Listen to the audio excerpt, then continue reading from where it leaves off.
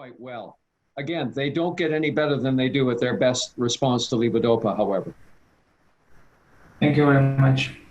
Dr. Kaufmann, if you allow me, I will give a question that also comes from our chat. So Sonia is giving a question regarding that she have read anecdotal report of a person who was diagnosed with Parkinson's disease with severe orthostatic hypotension, who got relief from a flecainide, the sodium channel blocker. So the question is there any possibility of a role of flecainide in a multiple system atrophy? You know, I just saw that. I'm not aware of that report, and I cannot think how could that work. At the same time, I cannot say anything because I haven't seen it nor I have tried. I would be skeptical. It sounds to me just an anecdotal report. On the other hand, I don't want to negate something that I haven't seen, but I don't see any reason why would that work. Again, maybe it's worth looking at it. Okay, thank you very much. Deborah is asking a question regarding any connection of flagell toxicity, metronidazole toxicity and multiple system atrophy. Do you know of any reports regarding this connection, metronidazole and multiple system atrophy? I'm not aware of that. I'm aware of a number of central nervous system side effects of metronidazole. They are mostly psychiatric. People describe severe depression or other behavioral problems when they are treated with high dosages for mycotic disease. But I'm not aware of Parkinsonism or any effect on the dopamine or norepinephrine pathway. But again, there may be something I don't know about. I would be surprised, but my answer would be no, there's no connection. Thank you very much. Dr. Edwin George, we also have some questions pre-recorded, and I wanted to give it to you. So regarding infection and multiple system atrophy, is there any antibiotics that are contraindicated in multiple system atrophy? Just offhand, I don't think so. Mm-hmm. So we have a question coming from a chat. Vertiperstat by Biohaven, does it reverse, in theory, MSA, or it only stabilizes the disease? Well, as you know, the compound is an MPO, is a myeloperoxidase inhibitor. This is an enzyme that is supposed to be increased with inflammatory process in the brain, and there is this knowledge that there is gliosis and activation of inflammation during the process, and this compound is intended to prevent that.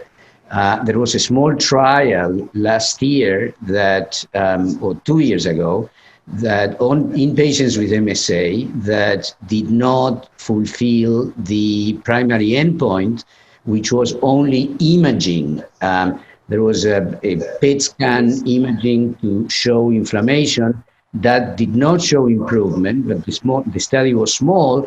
On the other hand, something that we were not looking at, which was the clinical, that wasn't the primary endpoint, there was a suggestion, although it was not significant, that patients on active agent had improved somewhat. So based on that is that Biohaven went on to a phase 3 trial. The idea is to slow the progression of the disease. That trial has ended enrollment, and I hope that in a relatively short time or in a few months, we'll at least have some preliminary results to be able to give you an answer. Thank you. So Felipe from chat, so he's giving a question regarding considering the genetical aspects of MSA. So should relatives of an MSA patient perform to lower their chances of developing MSA2? Professor Lang? Well, as I mentioned, the genetic risk is, to our knowledge, relatively small. There needs to be large-scale genetic research in trying to evaluate mixtures of genetic components. Likely that it's not a single gene that's contributing to the risk. It's probably multiple genes that are maybe increasing risk, maybe some genes that actually protect in some way that we don't understand, and there may be multiple genetic pathways that contribute to this risk. And then upon that background, maybe you need additional environmental factors that then come into play on top of the combined genetic risk. So it's a very complicated mixture. And so we're not talking about a single gene or a single genetic pathway predisposing, and therefore I think it's really unlikely that relatives can do anything to mitigate their genetic or environmental risk at this time. I think we're really in a very nascent stage of our understanding of these factors, however. Thank you very much. Dr. George, so we are receiving a question regarding dystonia and pain, controlling pain in our chat.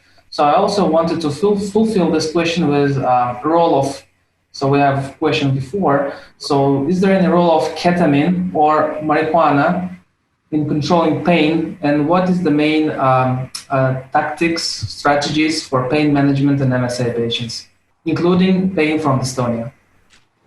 Oh, well, there are lots of pain medications that can be used. I don't know that I would specifically go to ketamine. If the dystonia is relatively focal, the best treatment is botulinum toxin injections. And this will not only relax the overactive muscles, but also help a great deal with the pain. If you have dystonia that's episodic and you're taking levodopa, Sinemet, for the MSA, then you want to pay close attention as to whether it may be a feature of peak dose dyskinesia, where at the peak of the dose, people get involuntary motor activity, which can include dystonia. But you can also get dystonia as a wearing off effect, and that needs to be considered as well. So you can do a number of things to try and limit dystonia that's associated with fluctuations from the levodopa. In addition, there are some medications that will help to relax dystonic muscles if you have a more generalized dystonia. And then in terms of pain control, really there's a pretty, as I mentioned, broad spectrum of pain medications out there. None of them are specific for dystonia. No, I would add, because I think it was part of the question, I think Dr. George answered beautifully. I would add, because it's on everybody's mind, the idea of THC and CBD, right, which is in culture. So there are, of course, there's a lot of expectations, and most patients want to know, right, with good reasons. He's talked about in the media, and it goes from a cure-it-all to the devil drug. So there are, we tried to do some studies for a number of problems. They were not, really, they didn't give a clear answer. Now, there are two reports that I think are worth mentioning.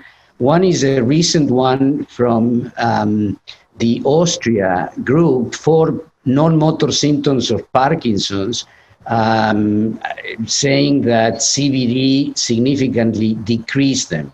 And then there is a report in one patient, is a report also from Gregor Wenning, of a single patient with MSA describing significant improvement in non-motor symptoms using THC.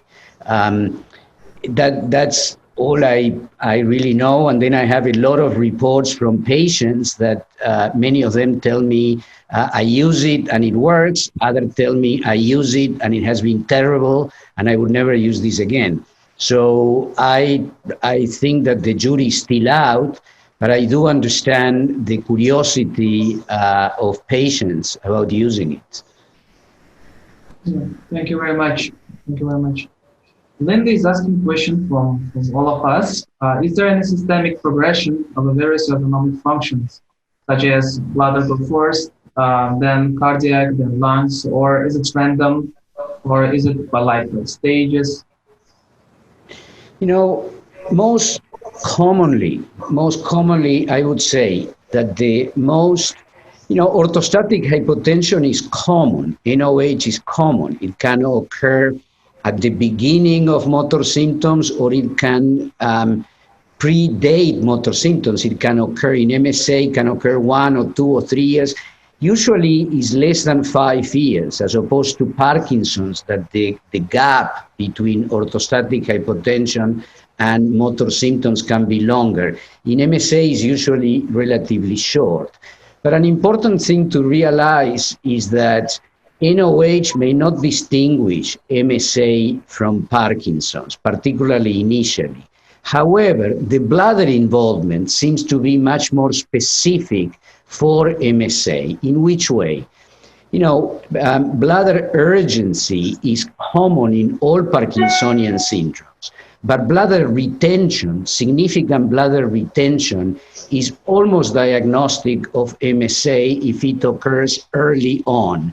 It's unless a male patient has a big prostate, and that's the reason for the retention. If the prostate is not a problem, if this is neurogenic bladder retention, that is almost characteristic, and I would exaggerate, and I would say a patient with very early motor involvement and bladder retention has a high probability of having MSA. Thank you very much. Jill is asking a question regarding exercise and progression of a multiple system atrophy. She's been told that this is the only strategy to delay progression. Can you give more information regarding this topic? Well, there's been a lot of research on exercise in Parkinsonian diseases, particularly regular Parkinson's disease. And there's no doubt that it has a really beneficial effect on motor symptoms. And really, you're exercising your motor control in the brain as well as your muscles when you perform exercise. So this helps the brain to compensate for the changes that are going on with deterioration of some of the nerve cells in the motor control circuits. So it definitely delays the symptom progression. I don't know that there's any research that suggests that it actually slows, again, the underlying pathology of the disease, but it's certainly very helpful. There's been a lot of literature debate back and forth over what type of exercise is best, and it's become clear that you need frequent and fairly intense exercise, but you don't need terribly strenuous exercise to get benefit. And lots of different types of exercise can be effective. So when people ask, well, what's the best exercise? Well, if there's something you like to do, that's really a good thing to do, because otherwise you probably won't do it often enough and long enough to get as much benefit. Thank you very much. Melissa is giving interesting questions for me. So other than pneumonia and urinary tract infection, other causes of infection people with MSA should search for? Because some of them really struggle to identify cause when it is not pneumonia or urinary tract infection.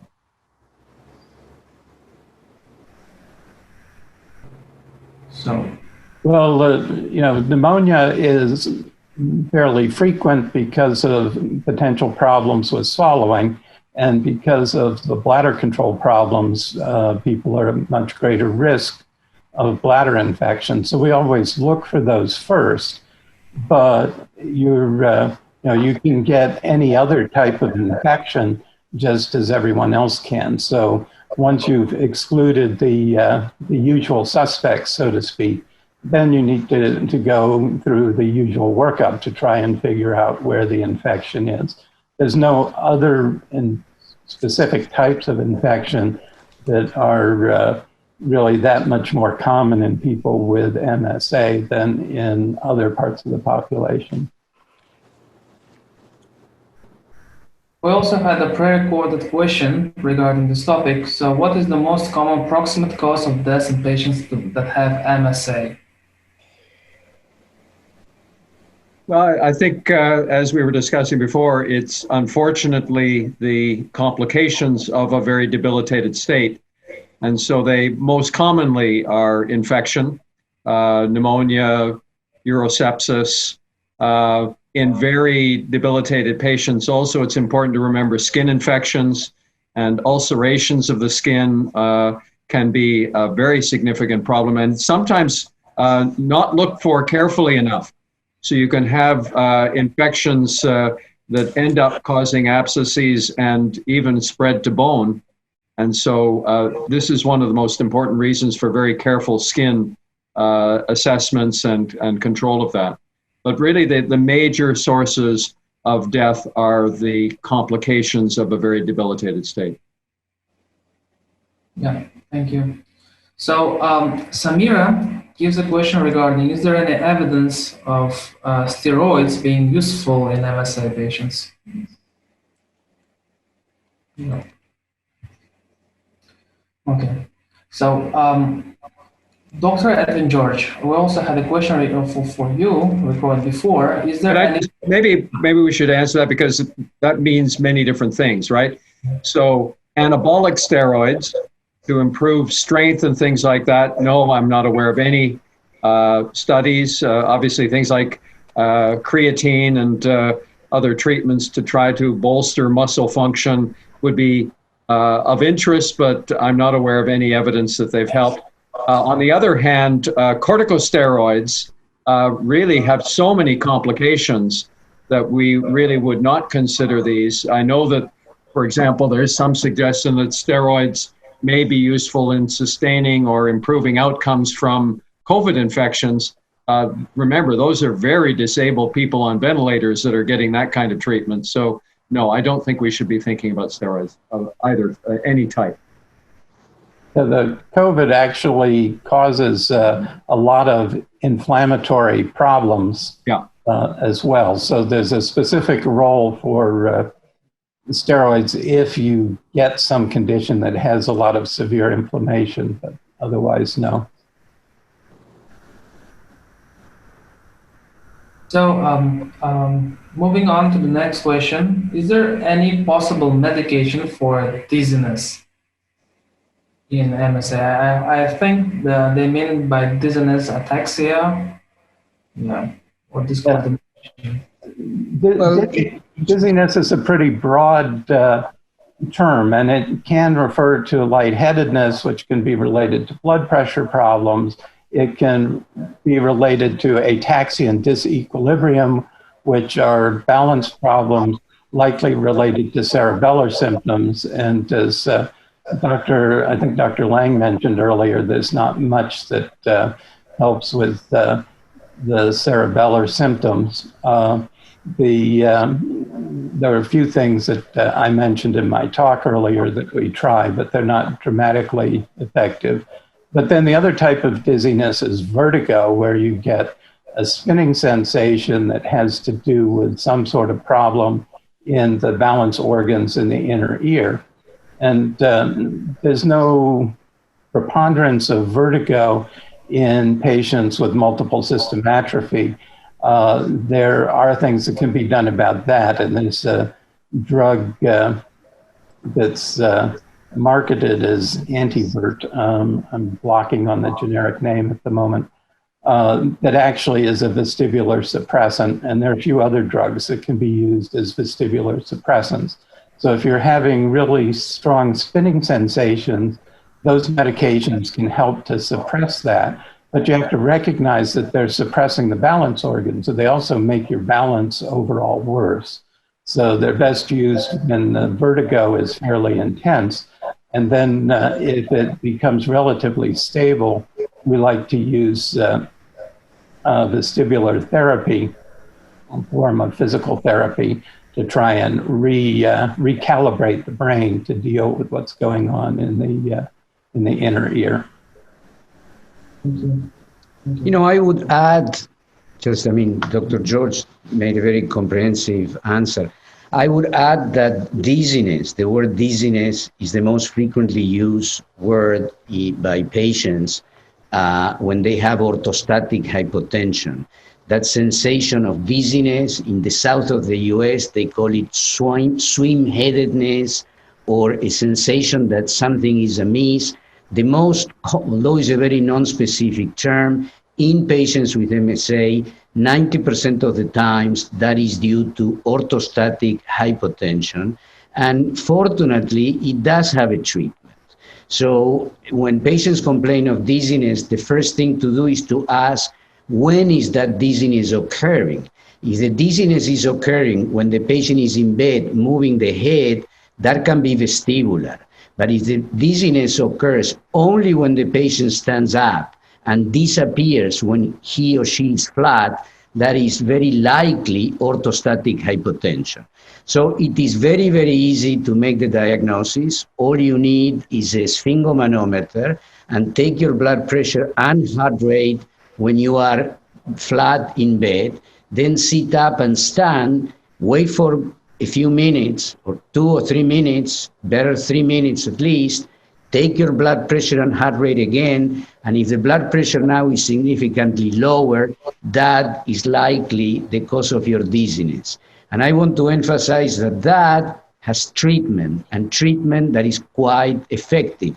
It's not a cure, but it can significantly relieve the symptoms, as opposed to other causes like vestibular or in the intrinsic from the basal ganglia or the cerebellum that don't have a direct treatment.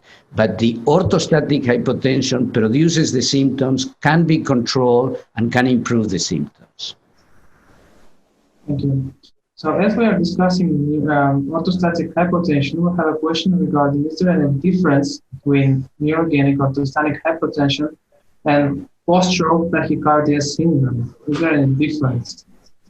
Yes, there is a big difference. You see, by definition, the postural tachycardia syndrome does not have a fall in blood pressure. If the pressure falls, that's not postural tachycardia.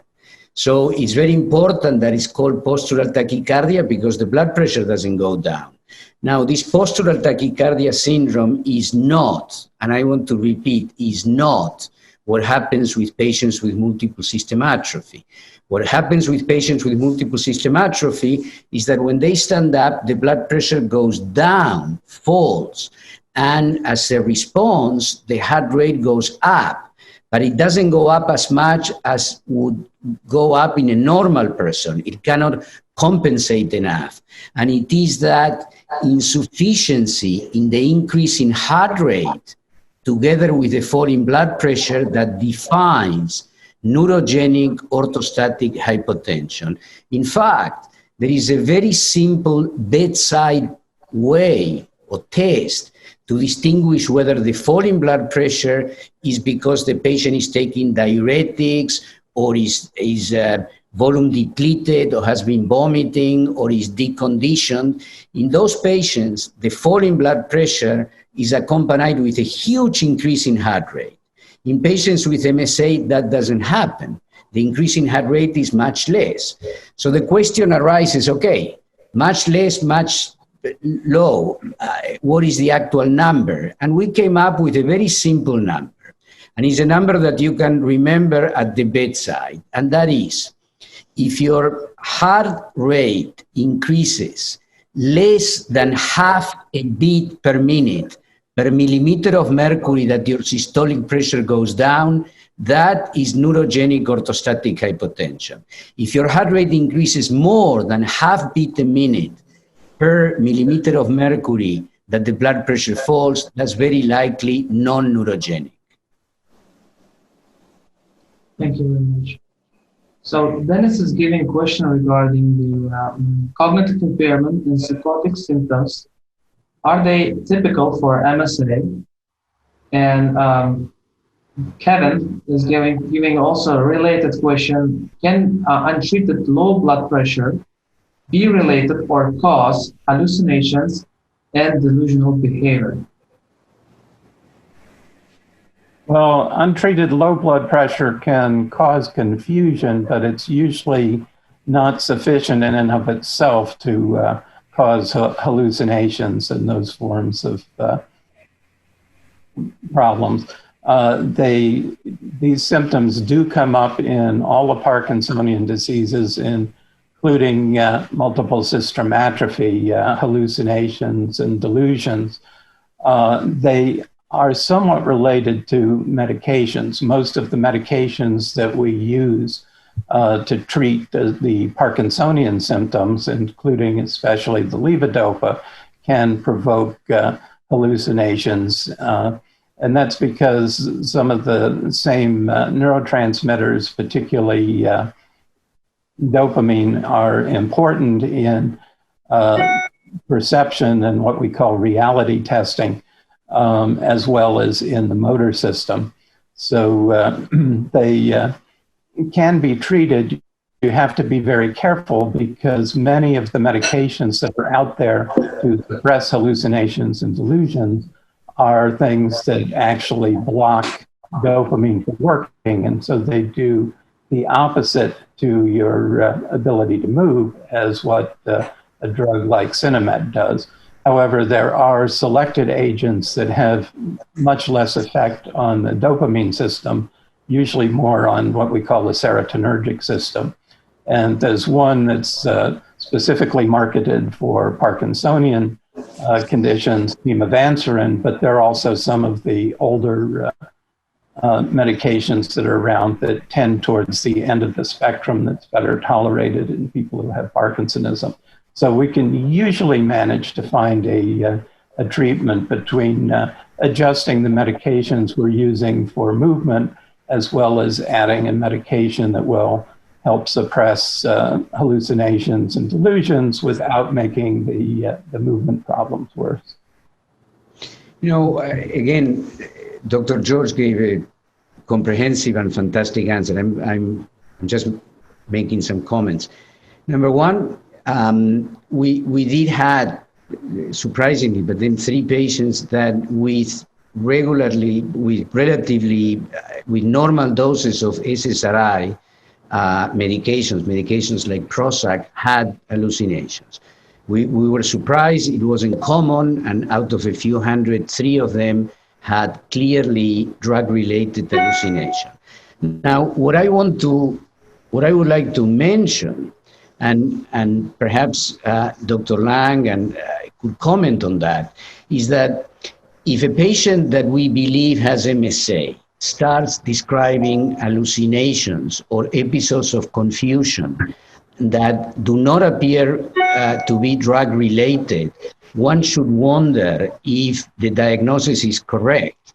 Because perhaps the most common misdiagnosis is what's called dementia with Lewy bodies, that for a long time can have some similarities. These patients have a mild Parkinsonian syndrome and have very severe autonomic symptoms. So here you have a patient with a Parkinsonian syndrome, severe orthostatic hypotension, and will be seen by a regular neurologist or a movement disorders neurology and believe that the diagnosis is DLB or is MSA when in reality is DLB. And in the mistakes of autopsy series, one of the biggest mistakes was with DLB. And I would like Tony or Dr. Lang to comment on that. I mean, he has a lot of experience on that also. Yeah, so there have been studies, particularly from the UK Brain Bank, to suggest that if you have hallucinations, you need to think of something other than MSA and PSP. However, since those original studies, there is increasing evidence that MSA patients can hallucinate as well, probably, as Dr. George has indicated, more often triggered by the drugs that we use for Parkinsonism. But I agree entirely with Dr. Kaufmann that when you have a patient that presents with orthostatic hypotension and then gets hallucinations, generally that's DLB. And remember, I think one of the most important helpful aspects in making the differential diagnosis here is the age of onset. So the patient with orthostatic hypotension and hallucinations generally are elderly. And when I have someone that presents with orthostatic hypotension and they're in their 70s, I don't think of MSA first. I think of DLB first. Whereas if they present with orthostatic hypotension in their 50s, unfortunately, we're thinking MSA more frequently. And so I think age of onset is really a very helpful clue.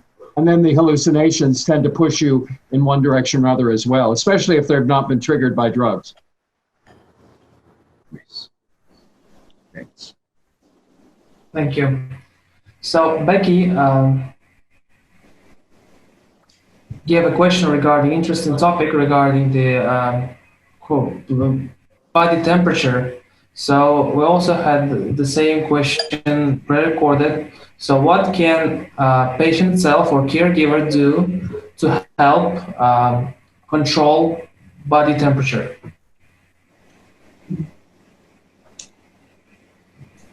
So taking into account that some MSA patients tend to have lower body temperature. Yeah, I'm jumping to the, that's an excellent question, and many times, like we say, the best questions don't have a good answer, right? When you say that's a great question, it's because one really doesn't have a good answer. We do not have a good way to alter the circadian regulation of body temperature. Is interesting, though, that some of the abnormalities of body temperature control are actually more pronounced in Parkinson's than in MSA. In the few studies done, I was actually surprised. I was expecting more abnormalities in MSA, but there are actually more abnormalities in regular Parkinson's disease. There are now some very interesting studies about the circadian rhythm, also with light, and the hypothalamic response to light that appear to be, those pathways appear to be abnormal almost in all forms of Parkinsonism. So for now, I would only say that when you feel cold, use a warming blanket. And that's, together with feeling cold, and Dr. Lang also mentioned those things in the red flags, the blue hands and alterations in perfusion that makes you a feeling of coldness are also part of an autonomic problem. And the only good solution we have is to warm those areas up. I'd add to that, and I've had this question not infrequently, people who have the cold limbs are worried that this may be dangerous to them. And I think we can reassure, apart from feeling uncomfortable, you're not going to get gangrene. It's not related to significant loss of arterial perfusion of a limb. And so although the limb may feel uncomfortable, you don't have to worry about severe consequences of having that problem. Thank you. So continuing this topic, we also had a question before regarding numbness, or what people describe as neuropathy. So is this associated with MSA? And if so, do we have some treatment, possible treatment for this? Again, it fits very nicely with the last question. I think most people that have numbness probably are feeling it because of the venous insufficiency and the disturbance of capillary flow to the limb. And it's not a serious problem. It doesn't indicate severe neuropathy. As I've mentioned in my talk, severe neuropathy is actually an argument against the correct diagnosis of multiple system atrophy. So I don't think you have to worry. And as Dr. Kaufmann said, maybe just warming the limbs might help that symptom sufficiently. Thank you. So moving on. So does MSA affect control of one's emotions? So regarding emotions and MSA. Yes, yes, and Dr. Lang mentioned that, right? I would let him. I mean, this emotional lability, and Dr. Lang mentioned the finding yourself crying and not knowing exactly why, or the reverse, even laughing and without an obvious reason. But I'm sure Dr. Lang can. I think there are two sort of sides to this. Many people with Parkinsonism, and I think this is more common in Parkinson's disease, have a disturbance of emotional control where they find they're more tearful encouraged by sad experiences. So they may be watching a sad movie where they wouldn't have cried before. They're now much more tearful. So that is triggered appropriately, and they feel the emotion associated with it. I think that's more a frontal dysfunction, and I think as you age, that probably occurs more frequently as well. What I think we were referring to in distinction with that problem is what we call emotional ability that relates to pathological laughter or crying, where people will not necessarily experience the emotion associated with laughter or crying. And here we see this probably more commonly severely in patients that have had strokes on both sides of their brain. And here we can, and in progressive supranuclear palsy as well, we may see patients that laugh horribly, and they're very, very disabled and feel miserable when they are laughing or crying. And again, don't necessarily have the emotion associated with that. So that's emotional ability to its extreme. And this may respond to treatment. It may respond to antidepressant treatments such as SSRIs, even though the patient may not be feeling depressed when they're crying, for example. Thank you very much. So let me give the last question that seems to be very interesting. So Barbara has a husband with MSA who no longer sweats. So he quickly overheats, especially during summer. So is there any general recommendation except for hydrating? Is there any additional recommendation for this?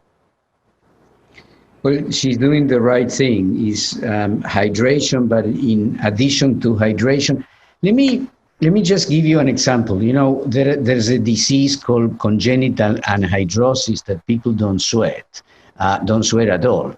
So, you know, sweating is like the radiator of your car. You sweat and you evaporate heat. And by evaporating heat, you reduce body temperature. So it's a very efficient way to reduce body temperature. And we are talking thermoregulatory sweating, not the emotional one. So the same as we do for patients with congenital anhidrosis, and some of them can run marathons, is to use a wet t-shirt and to be very aware that you have to lower the body temperature by wetting the surface. And it's very effective. We have not had any case of severe hyperthermia in patients with MSA, because when they are aware of the problem, we advise them to use a wet t-shirt or just spray water if the temperature is high. I am not aware of any other treatment for that. There are some cooling vests and things you can get if it's really severe, but certainly keeping the surface damped for evaporation is the first and often the best thing you can do. All right. Thank you very much for your excellent and perfect answers for all these questions. So I will call all attendees for a lunch till 12:30. Then we are going to have an excellent talk on research by Dr. Brandon. You can find his talk streaming on the main webpage. At 1 p.m. we are going to have a next question and answer session regarding the research. So thank you, everybody. So, Dr. Oybek, sorry, just to make it very clear, because we all get. So the talk of Dr. Brundin is at 12:30. At 12:30, yes. Okay, After 12:30. 12:30 and 1 is the Q&A, right? I'm just repeating. Yes, 12:30 is his talk. Yes. In half an hour. In half an hour, we will start talk, yes. And then we are going to have, at 1 p.m., there's going to be a Q&A session. Perfect. Thank for simple people like me, I wanted it repeated. Thanks. Thank you very much, yes. Thank All right. Let's give a round of applause for all the doctors and the moderator that helped here. I really appreciate everybody being here and the experts giving us their wisdom and answers. Thank you very much.